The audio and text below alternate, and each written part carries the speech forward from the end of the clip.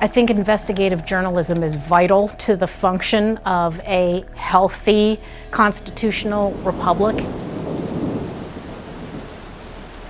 Investigators can spend months and months looking for evidence, looking to put a case together.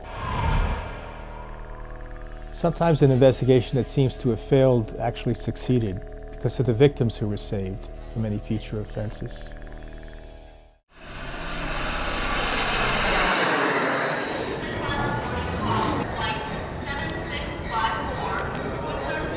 I'm here every so often. I come up here every so often to work with Michael and Christine we collaborate on different projects from time to time. Chris Mondrasina is a former FBI investigator. They always take good care of me. He loves and defends tradition, and because of that, he wants the filth purged. He brings his professional background and says, I need to help out with this. I understand that, Holy Mother Church is sick. She's on her bed right now, and I'm a loyal son, and I have got to come to her assistance. A good investigation into the malfeasances of the Catholic Church require a lot of patience, and they are, in comparison, way worse to me than any of the organized crime cases I worked that are international. That's how bad things are right now.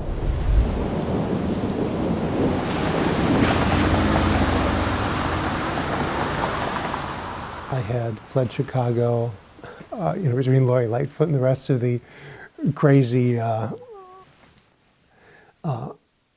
North Side homosexual mob on my case in a tender and kind-hearted way. It was Christine's idea. Michael and a couple of crew can take a trip and catch up with you at the farm in the North Country of Michigan.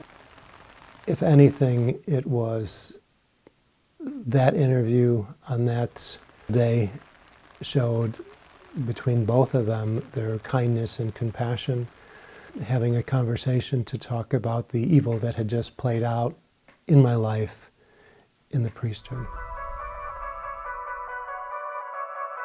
Good news, I was able to get in touch with a victim and their family in New Zealand. Because this involves not just Father Patrick Grosch, this also involved another priest, Father Damien Carlisle, who also abused boys in Gabon, Africa, alongside Father Grosch. And this just makes my blood boil, but I'm not surprised. After Carlisle was reported for abuse in Gabon, Africa, what does Fillet do? He sends them away for somewhere for a few months, then assigns them to priestly ministry in New Zealand, where he then goes on to abuse an 11-year-old boy and multiple other victims as well. So that 11-year-old is now a grown man. I've been in touch with them. I've been in touch with his mother. Really wonderful woman. They've never spoken about publicly. Right. I'm the first person to contact them. But she said, you promised us this. You promised you would never allow this priest back here. You sat in our room and you said you believed us, only for me to find out you completely betrayed me. And she even went to she even said, your betrayal was worse, I would say, than the abuse itself, because I trusted you. There are multiple eyes that are cast over a project from the moment we find out about it until the public sees it. We'll talk, we'll confer, we'll check notes, then Christine puts together what is generally kind of a rough draft-ish of the script.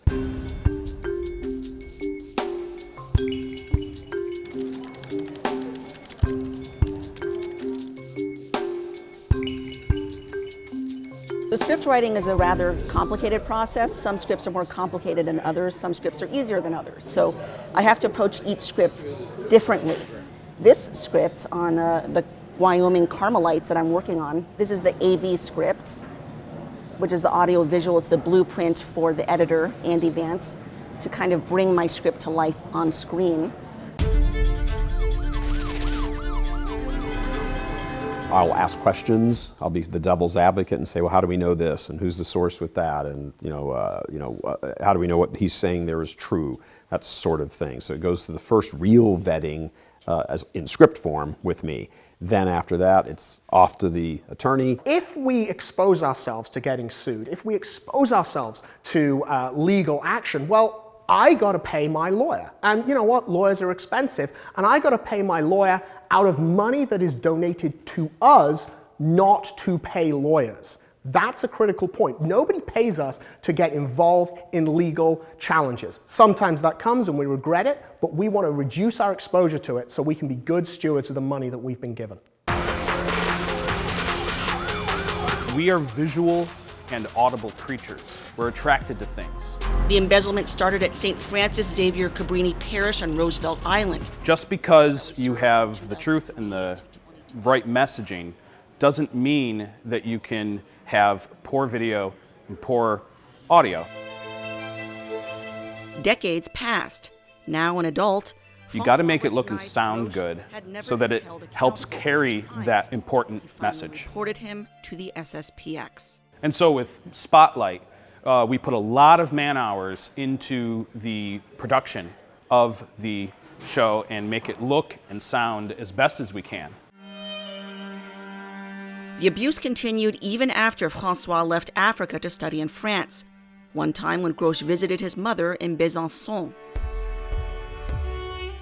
Legal review, fine? Yeah, Kate looked it over and she's just made some few minor revisions, but it was good to go. I know you called the bishop's office and them, everybody, for comment on this like multiple times. Did anybody ever get back to you? No, and I can't believe that. I don't understand that. I mean, the bishop has a duty to warn the public about what's going on with this monastery, and he just refuses to answer any questions. Yeah, it's weird. Yeah. It's weird. Well, let's give it a watch. Okay.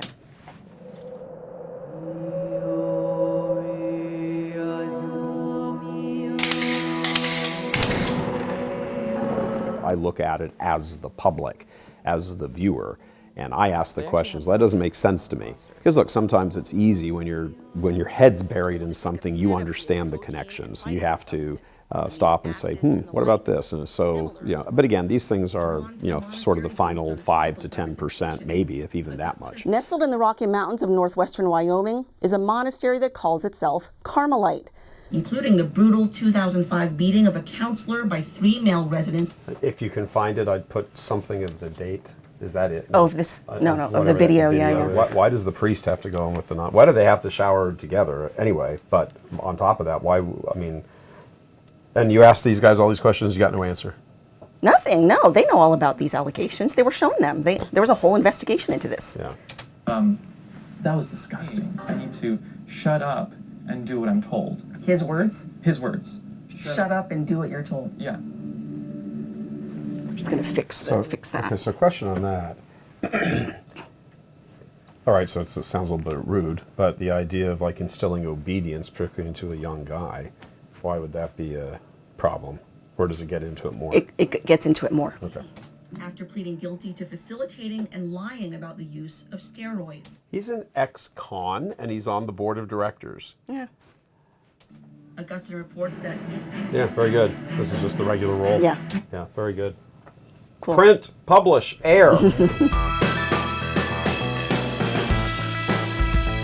Despite the efforts to demonize and deplatform independent investigative journalists, we know that there is nothing to fear from telling the truth, and Church Militant, almost unparalleled in their continuing investigation in order to uncover the truth that so few are willing to uncover. Because of the persistence of the Church Militant investigations and of the Spotlight series, that knocking on that door constantly with another story, it becomes more difficult for the average Catholic to ignore that.